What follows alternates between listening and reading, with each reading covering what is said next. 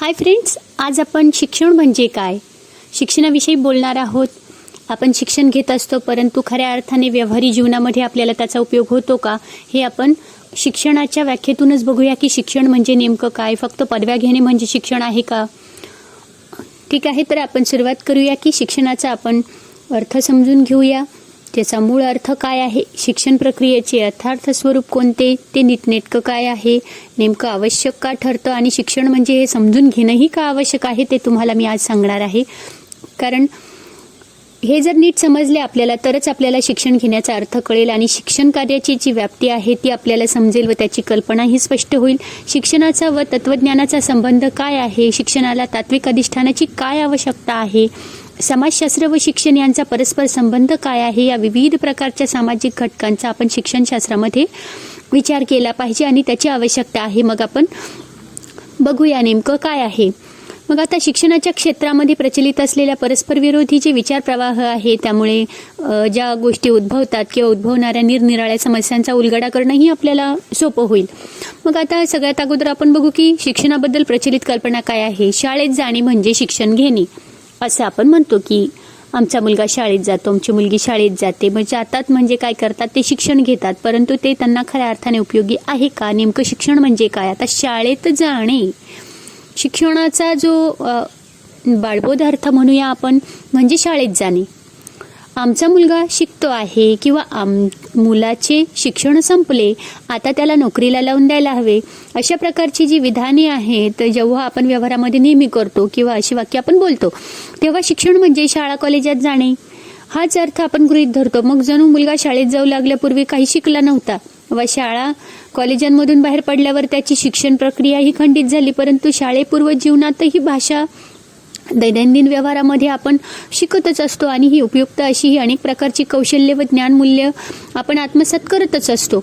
मग तसेच शालेय जीवनाच्या समाप्तीनंतर व्यक्तीचा शैक्षणिक विकास हा थांबत असतो असं म्हणता येणार नाही. कारण त्याचप्रमाणे ज्या व्यक्तीने शाळेची कधीच पायरी ओलांडलेली नाहीये अशा व्यक्तीला फार तर आपण निरक्षर म्हणू शकू, परंतु तो अशिक्षित आहे असं म्हणणं किंवा चुकीचंच आहे. मग त्याला मूर्ख म्हणणं किंवा व्यवहार शून्य असल्यावरती तो मूर्ख आहे असं म्हणणं अगदी चुकीचं आहे. कारण आपण जन्माला आल्यापासून शेवटपर्यंत शिकतच असतो, मग शाळेत गेलेला असो किंवा नसो.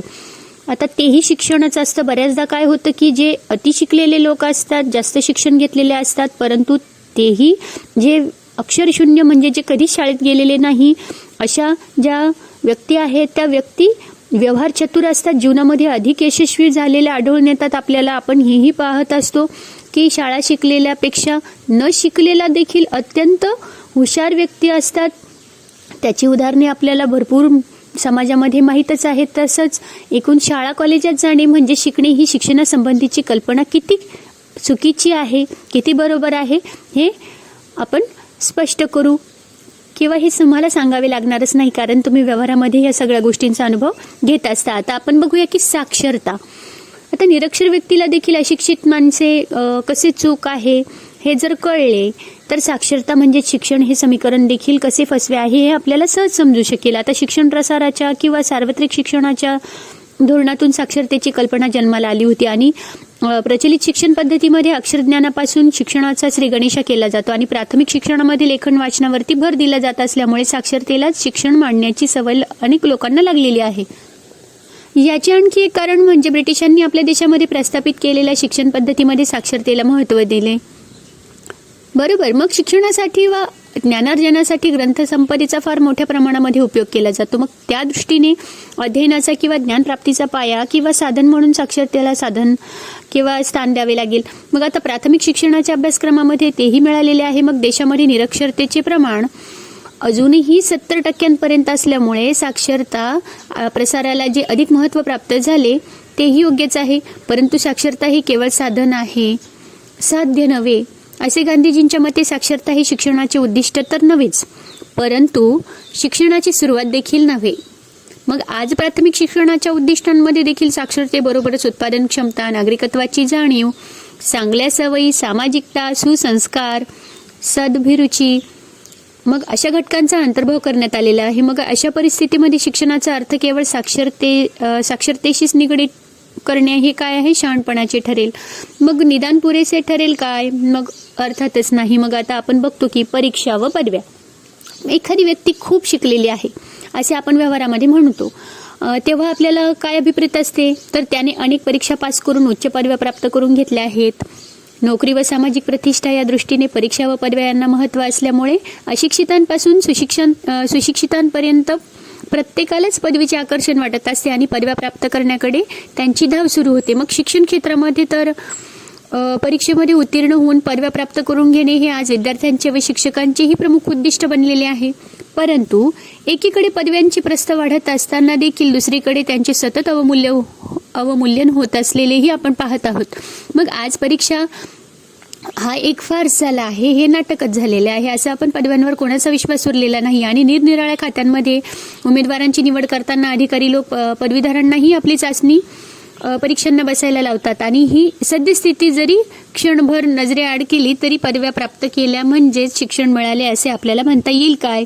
मग पदरी एकही पदवीचे आभूषण नसलेल्या विद्वान व कर्तबगार माणसांची उदाहरणे समाजामध्ये काही थोडी नाही येतात. रवींद्रनाथ टागोर आहेत, ते हे शालेय जीवनामध्ये किंवा शिक्षणामध्ये पूर्णपणे अपयशी ठरलेले आहेत, परंतु त्यांनी शिक्षण क्षेत्रामध्ये केवढी मोठी भरारी मारलेली आहे आणि त्यांच्यामुळे आपल्याला शिक्षण घेण्यासाठी व कसं घ्यावं, किती घ्यावं, त्याचा उपयोग कसा करावा हे सगळं शिक्षण त्यांनी दिलं. मग हे अशिक्षित असूनही सुशिक्षित लोक घडवण्यासाठी त्यांनी जो मोठा वाटा उचललेला आहे तो आपण शिकायला पाहिजे. म्हणजे शिक्षण म्हणजे नेमकं काय समजायला पाहिजे. परंतु एक थोर शिक्षणशास्त्रज्ञ म्हणूनही ते गाजलेले आहेत. तर मग आज आपल्याला त्यांना एक प्रतिभावंत व कलावंत म्हणूनही जागतिक मान्यता मिळाली होती. हे रवींद्रनाथ टागोरांबद्दल झालं.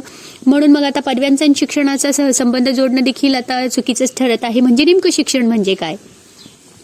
आता ज्ञान आणि विद्वत्ता. आता शिक्षण म्हणजे ज्ञान किंवा विद्वत्ता हा विचार मात्र बराच मान्यता पावलेला आहे आणि मर्यादित अर्थाने तो खराही आहे. परंतु येथे ज्ञानाचा अर्थ आपण समजून घेतला पाहिजे की ज्ञान म्हणजे केवळ शिक्षण, शब्दज्ञान किंवा पुस्तकी पांडित्य नाहीये. तर ज्या ज्ञानाला अनुभूतीचा आधार नाही किंवा जे ज्ञान व्यवहारामध्ये, आचरणामध्ये, जीवनामध्ये उतरतच नाही, हे खरे ज्ञानच नव्हे.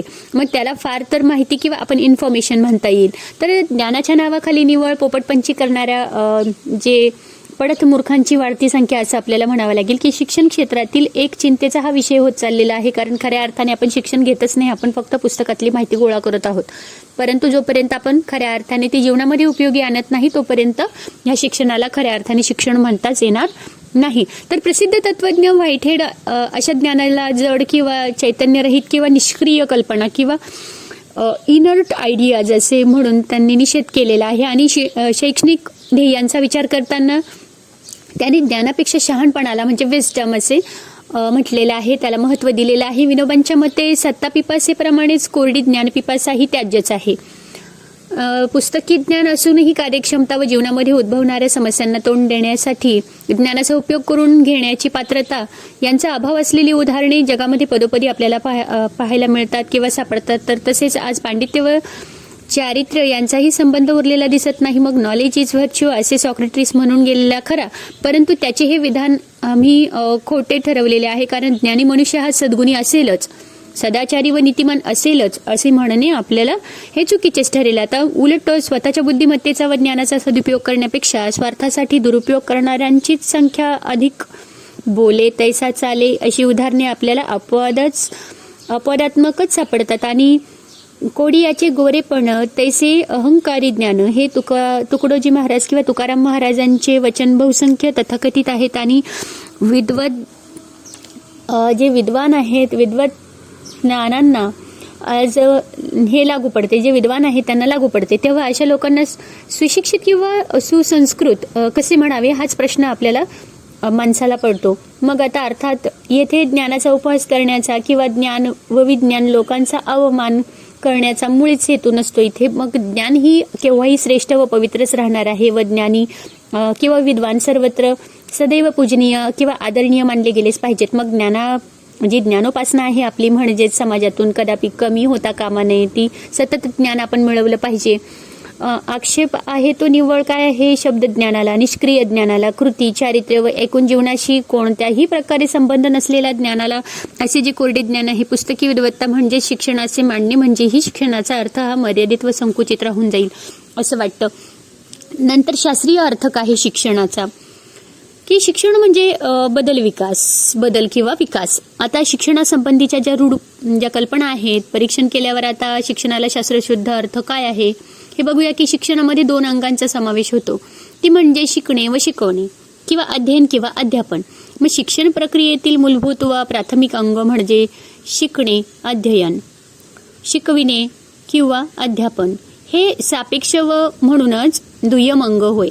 मग आता अध्ययन ही एक मानसिक क्रिया मानली गेली असून तिच्यावरती मानसशास्त्रामध्ये आतापर्यंत भरपूर संशोधन झालेले आहे. मग अनेक प्रकारच्या प्रयोगांद्वारे या प्रक्रियेचे विश्लेषण करून तत्संबंधी काही सिद्धांत व उपपत्तीही मांडण्यात आलेल्या आहेत. मग या मानसशास्त्रीय चर्चेच्या तपशिलामध्ये शिरण्याची आपल्याला गरज नाही, मग तो आपला विषयच नाही.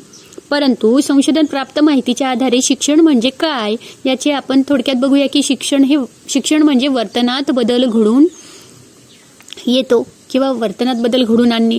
प्रत्येक प्राणी येणाऱ्या अनुभवानुसार आपल्या वर्तनामध्ये जो बदल करीत जातो त्याला शिक्षण असे म्हणतात. मग ही प्रक्रिया मूल जन्माला आल्यापासूनच सुरू होते. मग आपल्याला नैसर्गिक शक्तीनुसार ते धडपड करीत असते.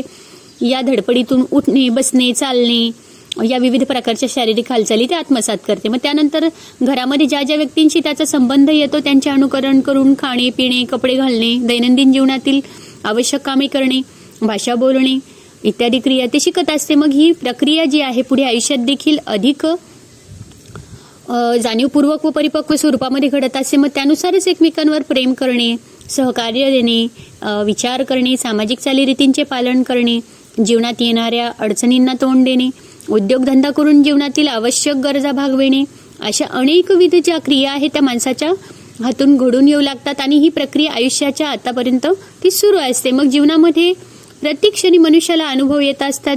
ज्ञानेंद्रियांनी तो अनुभव घेत असतो व कर्मेंद्रियांनी धडपड करीत असतो. मग अनुभवाच्या प्रकाशामध्ये आपल्या वर्तनात जे सतत जे बदल आपण करीत जातो आणि सुधारणा करीत जातो, कारण आपण अनुभवातून शिकत असतो. मग याच बदलाला आपण विकास असे म्हणू.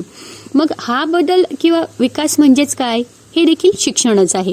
मग आता गेट्स या शास्त्रज्ञाच्या शब्दामध्ये शिक्षण म्हणजे विकासशील असा बदल, progressive change in the behaviour असा अर्थ होतो. नंतर विकासाच्या विविध पातळी आहेत.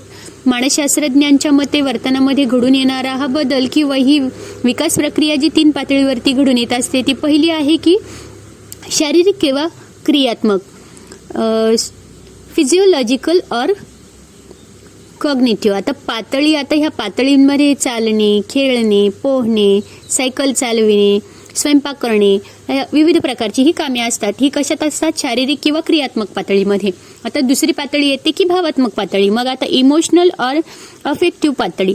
आता हिच्यामध्ये विशिष्ट वस्तू अगर व्यक्ती संबंधी राग, लोभ, प्रेम, जिव्हाळा, तिरस्कार ह्या भाव हे निर्माण होणे, इच्छा, वासना, आवडीनिवडी, दृष्टिकोन यांचा विकास होणे म्हणजे भावात्मक पातळी, ज्याला इमोशनल और अफेक्टिव्ह म्हणतात. मग आता तिसरी पातळी येते ज्ञानात्मक किंवा बौद्धिक पातळी. याला इंटेलेक्च्युअल और कॉग्निटिव्ह लेवल म्हणतात, पातळी म्हणतात. ज्ञान प्राप्त होणे, बुद्धीचा, विचारशक्तीचा विकास होणे, वस्तू व व्यक्ती संबंधी विचारमती निर्माण होणे इत्यादी. मग ह्या पातळीवरती आपल्याला होत असलेल्या जे विकास प्रक्रियेतून माणसाच्या अंगी विविध प्रकारच्या शारीरिक व क्रियात्मक कौशल्य निर्माण होत असतात आणि त्यांच्या भावनांचा परिपोष होतो किंवा अभिरुची व अभिवृत्ती यांना वळण लागत असतं. मग बौद्धिक व वैचारिक विकास होऊन आपण ज्ञानप्राप्ती करून घेऊ शकतो. मग आता शैक्षणिक प्रक्रियेची वैशिष्ट्ये बघूया. की पहिलं वैशिष्ट्य आहे की शिक्षण ही एक नैसर्गिक व स्वयंस्फूर्त प्रक्रिया आहे. जन्माला येणारा प्राणी आपल्या अनुभवानुसार आपल्या वर्तनामध्ये सतत बदल करीत असतो, म्हणजे सतत तो शिकत असतो. मग कधीही शिकण्याची क्रिया नकळत अभावितपणे होत असते आणि ती नकळतच होत असते, तर कधी जाणीवपूर्वक करावी लागते. कोणी शिकविले म्हणजेच तो शिकतो असे नाहीये आणि हे अगदी बरोबर आहे. दुसरे आहे वैशिष्ट्य की शिक्षण ही एक जन्मापासून मृत्यूपर्यंत चाललेली अखंड प्रक्रिया आहे. ती शाळा कॉलेजांपुरती मर्यादित किंवा कोणत्याही विशिष्ट अवस्थेपुरती मर्यादित नाही. मग शाळेप्रमाणेच मनुष्य घरी, दारी, समाजात, जीवनामध्ये सर्वत्र शिकतच असतो. तिसरं वैशिष्ट्य आहे की शिक्षण ही एक केवळ ज्ञानात्मक पातळीवर चालणारी क्रिया नाहीये, तर शारीरिक व भावात्मक पातळीवर व्यक्तीचा जो काही विकास होत असतो त्याचाही समावेश शिक्षणात करायला हवा.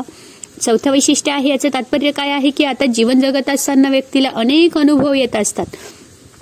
उदाहरणार्थ आपण बघूया की शाळेव्यतिरिक्त घर, शेजार पाजार, समाजातील लोक, सामाजिक संस्था यातून एकूण ज्या ज्या भौतिक व सामाजिक वातावरणातून व्यक्ती जाते त्याचे संस्कार तिच्यावरती होत असतात आणि त्यातून तिचा बरा वाईट जो विकास होत असतो तिच्या तो आचार विचारांना काय वळण लागत असतं आणि यातूनच व्यक्तीचा शिक्षण होत असतं.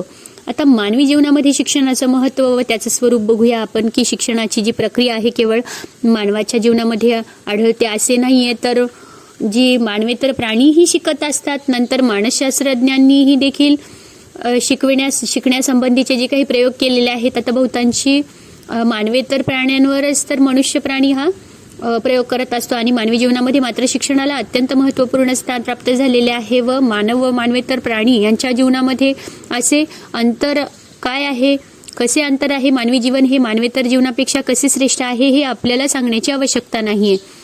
कारण मानवाला विचार करण्याची शक्ती असते.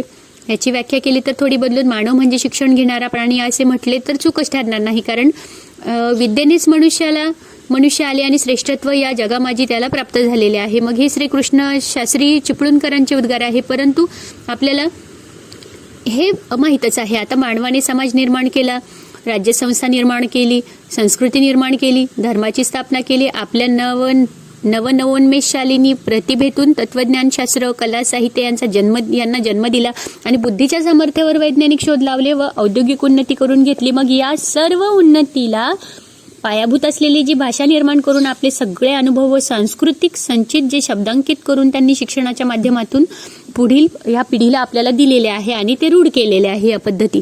मग प्राचीन काळापासून शिक्षण हा एक जीवनातील आवश्यक संस्कार होऊन बसला आहे. मग या ज्ञानदीपाच्या प्रकाशातच मनुष्य प्रगतीची वाटचाल करीत आहे. बरेच झालेल्या प्रगतीवर मानव संतुष्ट झाला आहे का? अजिबात नाही. तर मग या आकांक्षा पुढे त्याला गगनही ठेंगणे ठरलेले आहे. मग ईश्वराने हे जे भौतिक सृष्टी निर्माण केली असली तरी मानव आपल्याला प्रयत्नातून विश्वाप्रमाणेच किंवा विश्वामित्राप्रमाणे प्रतिसृष्टी निर्माण करण्याचा विक्रम करीत आहे.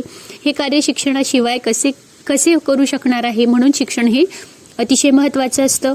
नंतर शिक्षण ही एक नैसर्गिक प्रक्रिया असली तरी खऱ्या अर्थाने व्यक्तीला जर मानवी जीवन व्यतीत करायचे असेल किंवा विकसित समाजामध्ये कुशलतेने व सफलतेने वावर करायचा असेल तर तिला निसर्गाच्या प्रती शिक्षणावर विसंबून राहता येणार नाही. मग अनेक गोष्टी त्याला प्रयत्नपूर्वक शिकाव्याच लागतील. भाषा, सुसंस्कृत जीवनातील आवश्यक असे दैनंदिन व्यवहार शिकावे लागतील, नागरिकत्वाचे नियम शिकावे लागतील, उदरनिर्वाहासाठी व्यवसाय करावा लागेल, सामाजिक, सांस्कृतिक व धार्मिक आचार विचार, परंपरा, नैतिक मूल्ये या गोष्टी त्याला स्वयंप्रयत्नानेच आत्मसात कराव्या लागतात. मग कौटुंबिक असो, सामाजिक असो या जीवनातील अनुभवातून आपल्याला शिक्षण हे पुरेशा प्रमाणामध्ये मिळू शकत नसल्यामुळे शिक्षण संस्था निर्माण करून नव्या पिढीला शिक्षण देण्याची व्यवस्था करावी लागते. मग ड्युई हा शिक्षणशास्त्रज्ञ म्हणतो की शारीरिक विकासात पौष्टिक अन्नाचे जे स्थान तेच सामाजिक विकासामध्ये शिक्षणाचे आहे.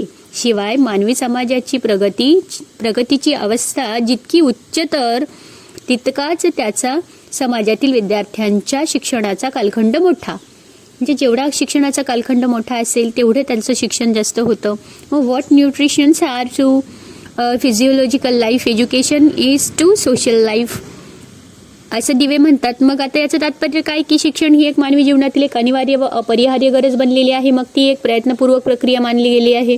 त्यामुळे शिक्षण हा मानवाचा एक महत्त्वाचा अभ्यास विषय ठरला आहे. मग इतर अनेक विषयांप्रमाणे त्याला शिक्षणावरही सर्वंकष विचार करून शिक्षणशास्त्र निर्माण करावे लागलेले आहे. मग आता अजून आपण ह्याच्या पलीकडे जाऊन बघूया की शिक्षणाचा तात्विक अर्थ काय आहे. त्याच्यामध्ये पहिला आहे की सुसंस्कार. आता शिक्षण म्हणजे बदल किंवा विकास हा अर्थ आपण समजून घेतला तरच मानवी जीवनाचे जे वैशिष्ट्य आहे व त्यानुसार त्या शिक्षणाचे महत्त्व काय आहे हेही आपल्याला कळाले आहे. आता मानवी जीवनाच्या प्रकाशामध्ये शिक्षणाचा खरा अर्थ काय आहे याचा आपण अर्थ बघूया की शिक्षण म्हणजे बदल हे खरे आहे, परंतु जीवनामध्ये घडून आलेल्या कोणत्याही प्रकारच्या बदलाला अगर विकासाला शिक्षण ही संज्ञा लावणे योग्य ठरेल का? मग मुलगा शिव्या द्यायला शिकला, चोरी करायला शिकला, एकाच्या संगतीने दुसरा बिघडला किंवा एखाद्याचे चारित्र्य भ्रष्ट झाले आणि नैतिक अधःपतन झाले. मग असे जेव्हा आपण म्हणतो तेव्हा ही शास्त्रीय दृष्टीने त्या व्यक्तीच्या वर्तनामध्ये निश्चितच काहीतरी बदल झालेला असतो आणि परंतु मग अशा प्रकारच्या बदलाला शिक्षण म्हणणे कितपत श्रेयस्कर होईल?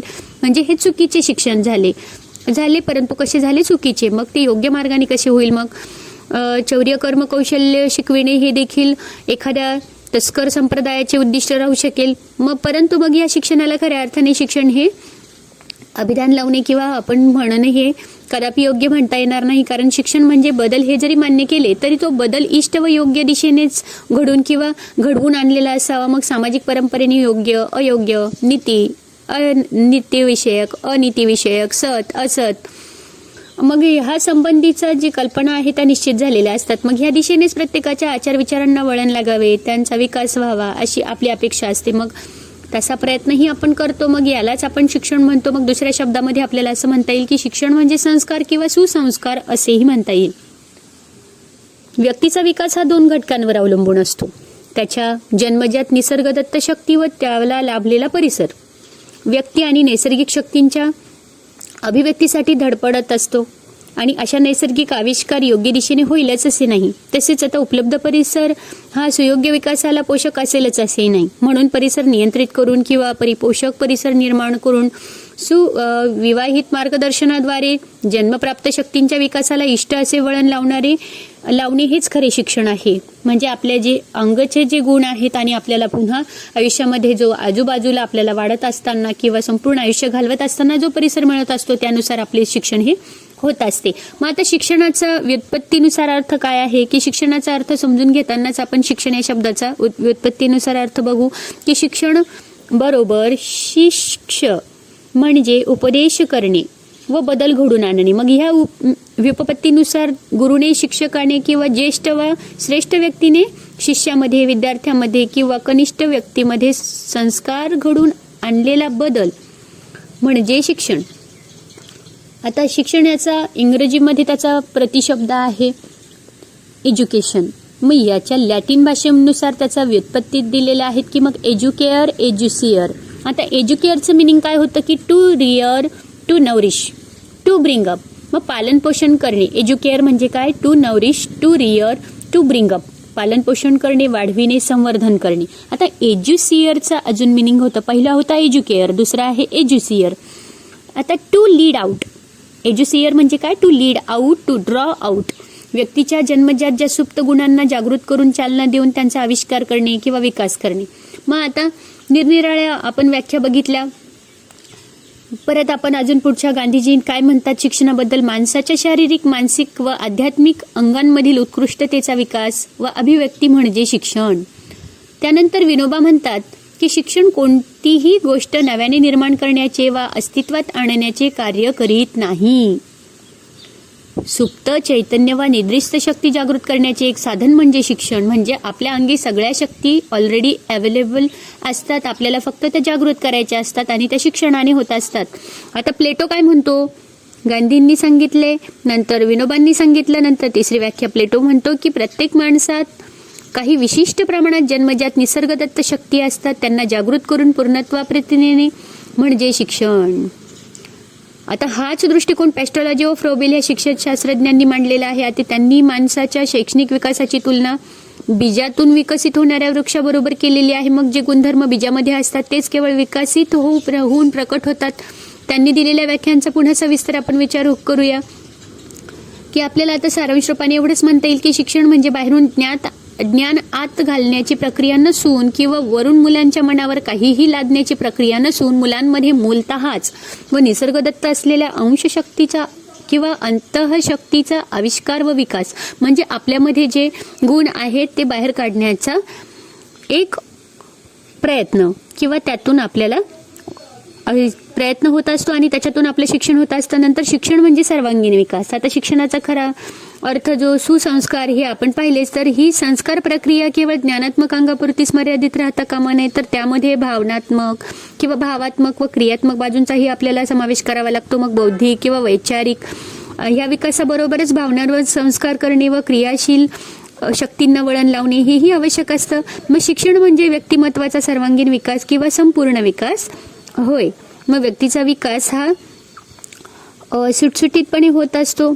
मग तो कसा होत असतो बघूया आपण की सर्वांगीण विकासामध्ये ज्ञान संवर्धन, बौद्धिक व वैचारिक विकास, व्यावहारिक कार्यक्षमता, व्यावसायिक पात्रता, शारीरिक स्वास्थ्य, नंतर नागरिकत्व व सामाजिकता, सौंदर्य अभिरुची व रसिकता, नैतिकता व आध्यात्मिकता, सहृदयता व मानवता, नंतर क्रियाशीलता व सृजनशीलता अशा सर्व घटकांचा अंतर्भाव आपल्याला विकासामध्ये करावा लागत असतो, शिक्षणामध्ये करावा लागत असतो. आता शिक्षण ही एक अशी व्यापक प्रक्रिया आहे. म्हणूनच शिक्षणाची उद्दिष्टे आपल्याला निश्चित केवळ साक्षरता किंवा ज्ञान व या बुद्धी एवढ्यावरच भर न देता जीवनाच्या सर्व पैलूंचा विचार आपल्याला करावा लागतो. मग केवळ परीक्षा उपयोगी ज्ञान किंवा केवळ नोकरी मिळवण्याचे साधन एवढ्यापुरते शिक्षणाची व्याप्ती व अर्थ मर्यादित न करता माणसाचे जे व्यक्तिमत्व आहे सर्व अंगांनी समृद्ध व संपन्न करण्याचे ते एक साधन मानले जाते.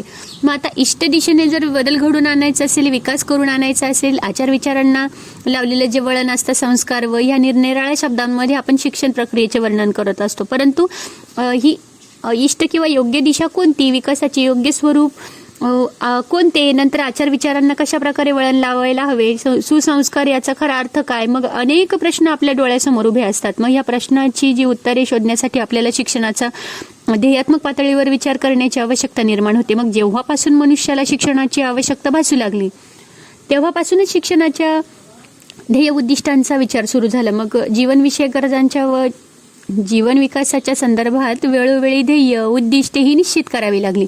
मग तेव्हा शिक्षण ही मानवी जीवनाची एक अत्यावश्यक गरज मानल्यानंतर शिक्षणाचे स्वरूप कसे असावे, शिक्षणाची ध्येय व उद्दिष्टे कोणती असावीत यासंबंधी विचार करणं महत्त्वाचं ठरलं. मग मानवी जीवन हे सुसंस्कृत, सुसमृद्ध किंवा प्रगतिशील, विकासशील जीवन तसेच सामाजिकही जीवन कसे होईल, मग या दृष्टिकोनातून आपल्याला शिक्षणाचा जो विचार करावा लागतो त्यालाच आपण शिक्षणाचे तात्विक विचार असं म्हणूया किंवा तात्विक अधिष्ठान म्हणूया. मग या तात्विक दृष्टिकोनातून जर शिक्षणाचा विचार करायचा असेल तर तत्वज्ञानाकडे आपल्याला वळावं लागेल. तेव्हा मग शिक्षण विषयक विवेचनामध्ये तत्वज्ञानाचे स्थान काय आहे, शिक्षण व तत्वज्ञान यांचा परस्पर संबंध काय आहे हेही आपल्याला समजून घ्यावं लागेल. मग आपण बघूया की त्याचा सामाजिक अर्थ काय आहे शिक्षणाचा. शिक्षण म्हणजे अनुभवातून होणारे जे परिवर्तन आहे, विकास आहे असं आपण म्हणतो. मग हे अनुभव माणसाला कुठून येतात, तर घरातून येतात, समाजातून येतात, सामाजिक व्यवहारातून येतात. म्हणजे सामाजिक संबंधांमधून व्यक्तीच्या आचार विचारांना वळण लागतं आणि तिचा विकास होतो.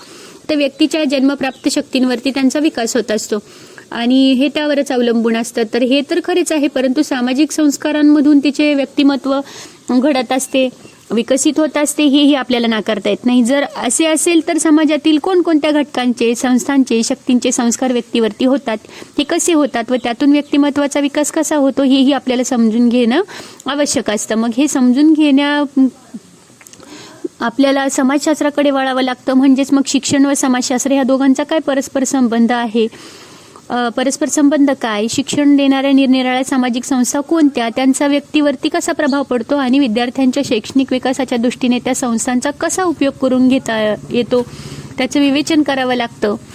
मग अशा प्रकारे जे आपण बघितलं की शिक्षणाचा संबंध कसा, कुठे आपण कुठून कुठून शिक्षण घेत असतो, कसे घेत असतो, त्याच्या पातळ्या कोणत्या असतात, मग विकासाच्या पातळ्या कोणकोणत्या असतात हे आपण बघितलं आहे.